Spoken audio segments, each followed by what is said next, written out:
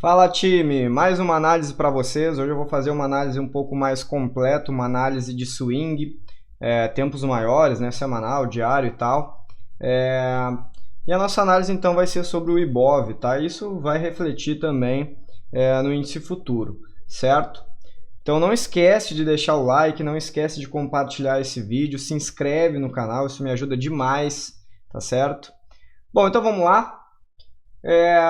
Quero começar mostrando essa imagem aqui para vocês, tá? Essa imagem tá ali no Instagram, ou aqui no Instagram, dependendo de onde você estiver olhando esse vídeo.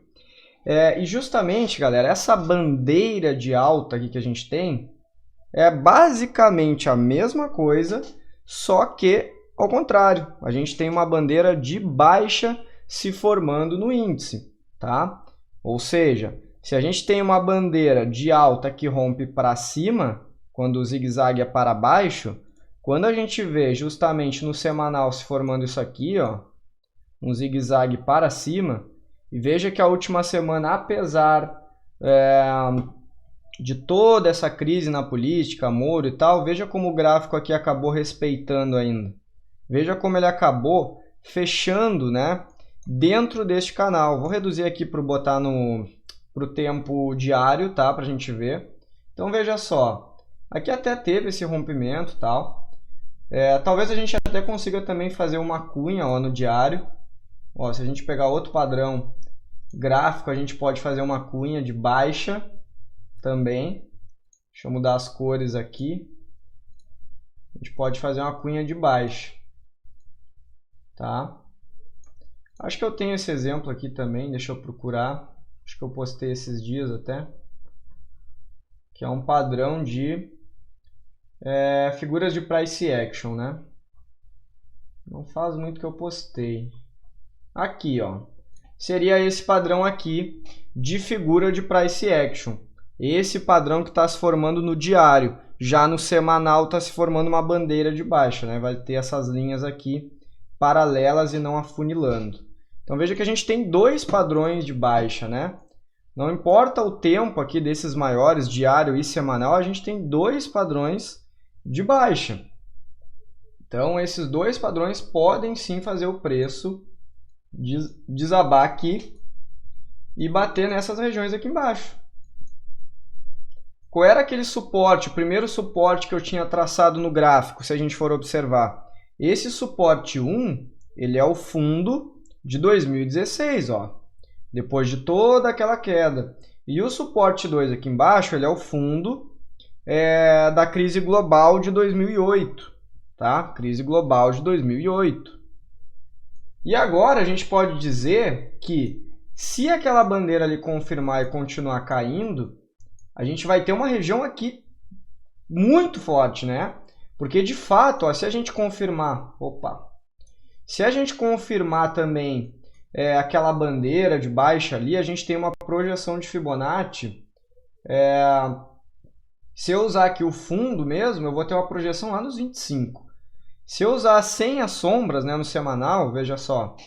Se eu usar sem as sombras aqui, eu vou ter uma região aqui dos 34 mil pontos, onde a gente poderá chegar, tá? Caso as notícias continuem piorando, né? E a gente tem uma tendência forte aqui de baixa, um padrão muito fraco aqui de alta, tá? Nessas bandeiras, cunhas e tal, que são padrões de figuras de price action que indicam mais uma baixa forte, uma porrada aqui para baixo, tá? Então a gente poderia ter mais um suporte ainda nos 34. Então essa região aqui, como um todo, tá? Essa região como um todo aqui é um chão muito forte do preço. Provavelmente ele não vai ultrapassar essa região, tá? Alguns vão enxergar o suporte 1, outros o 2, outros vão enxergar a Fibonacci, que está indicando aqui entre eles, e justamente vão começar a montar as suas posições pensando numa retomada, tá? Quando bater naquela região ali, essa é a ideia. Mas de qualquer forma, né? Então para quem já deu essa subida e tal, e tá pensando em, eu acho que eu vou começar a fazer aportes agora e tal, talvez fosse interessante correr o risco de esperar algumas semanas e ver se isso não vai vir até aqui. Porque se vier até aqui, tu vai ter quedas de 50% ainda. Ó, Vamos medir aqui. Se eu tiver uma queda rompendo daqui para cá, eu vou ter uma desvalorização em torno aí de 50% ainda. Ainda pode ocorrer mais 50% de desvalorização. Pode ser um absurdo? Pode até ser. Mas por que não? A gente está, querendo ou não, eu acredito, diante da maior crise, né, da economia desde 29, talvez até pior, tá? Porque nunca se parou toda a cadeia produtiva assim do dia para a noite, como foi feito ao redor do mundo. Então é uma visão um pouco pessimista, mas pode garantir, né, uma proteção muito boa também, tá certo? Então vale a pena avaliar dessa maneira, eu acho que pode chegar aqui sim. Não tem nenhum pivô de alta aqui, por exemplo, tá? O ideal seria, se rompesse, por exemplo, e viesse nesse suporte de 69, fizesse assim, talvez, ó, rompesse e aí voltasse, pô, legal, tá? Mas se passar também nesse outro suportezinho aqui em 68, 69, acho difícil que não vá até essa região aqui embaixo, tá certo? Então essa é a análise de longo prazo, fazia tempo que eu não atualizava, nem lembro qual foi a última vez que eu fiz uma análise de longo prazo. Na verdade até continuo acompanhando, obviamente, né? Estava esperando que se formasse um pouco mais dessa bandeira para poder dar uma informação mais relevante, né? Digamos uma confirmação a mais de que realmente era uma bandeira, né? Porque se eu pegasse só isso aqui lá no começo, já não seria não teria tantas confirmações, mas agora esses dois padrões unidos aqui, a gente tem dois padrões de baixa. Dá para a gente fazer uma análise aqui também para observar quais são os movimentos que a gente tem, né, naqueles movimentos da teoria de Dow, primário, secundário, terciário. Então, se eu observar mesmo o movimento primário, esse movimento aqui, ó, o movimento primário, obviamente, ele